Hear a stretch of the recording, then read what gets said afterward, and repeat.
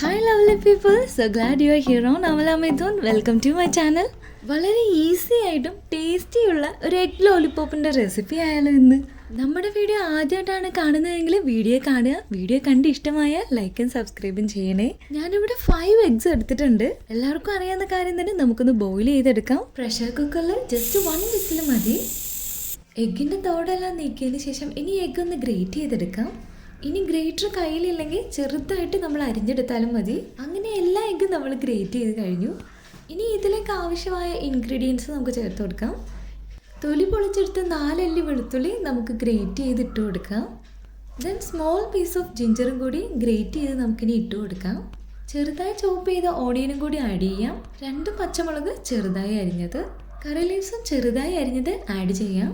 1/4 table spoon മഞ്ഞൾപ്പൊടി, 1 tablespoon chilli powder, 1 tablespoon garam masala, 2 tablespoon maida add ചെയ്ത് കൊടുക്കാം. And finally നമുക്ക് salt add ചെയ്യാം. സോൾട്ട് ഓരോരുത്തരുടെയും ടേസ്റ്റ് അനുസരിച്ച് ഇട്ട് കൊടുത്താൽ മതി. ഇനി നല്ലതുപോലെ ഒന്ന് കുഴച്ചെടുക്കാം. വാട്ടർ ഒന്നും ആഡ് ചെയ്യരുത്.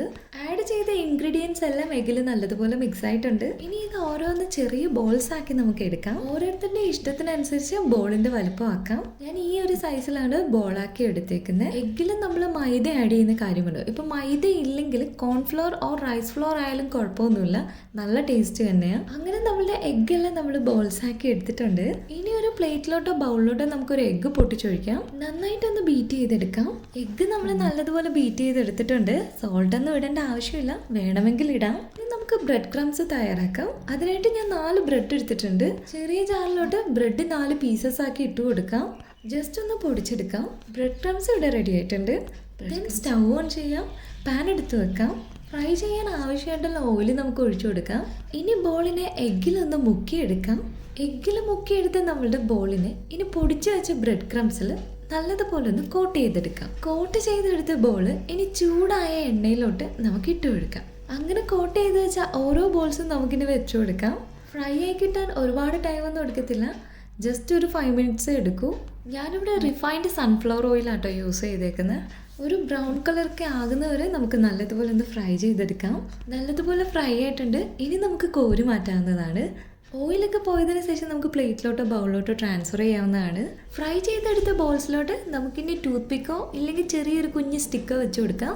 ഞാനിവിടെ വെച്ചേക്കുന്ന ഐസ്ക്രീമിൻ്റെ സ്റ്റിക്കാട്ടോ. ഇത്രയേ ഉള്ളൂ. നമ്മുടെ എഗ് ലോലിപോപ്പ് ഇവിടെ റെഡി ആയിട്ടുണ്ട്. എല്ലാവർക്കും വളരെ ഈസി ആയിട്ട് ഉണ്ടാക്കാൻ പറ്റും. നമ്മൾ വീട്ടിൽ ഉപയോഗിക്കുന്ന ഇൻഗ്രീഡിയൻസ് മാത്രമേ നമ്മൾ യൂസ് ചെയ്തിട്ടുള്ളൂ. It's very easy as well as ടേസ്റ്റി. പുറമേ നല്ല ക്രിസ്പിയും ഉള്ളിലും നല്ല സോഫ്റ്റ് ആൻഡ് ടേസ്റ്റിയാണ്. ഈവനിങ് ചായക്കൊപ്പം ചൂടോടുകൂടി കഴിക്കണം, നല്ല ടേസ്റ്റാണ്. മസ്റ്റ് ട്രൈ റെസിപ്പിയാണ്. I hope this video is useful. If so, please like, share and subscribe for more easy recipes. Thank you.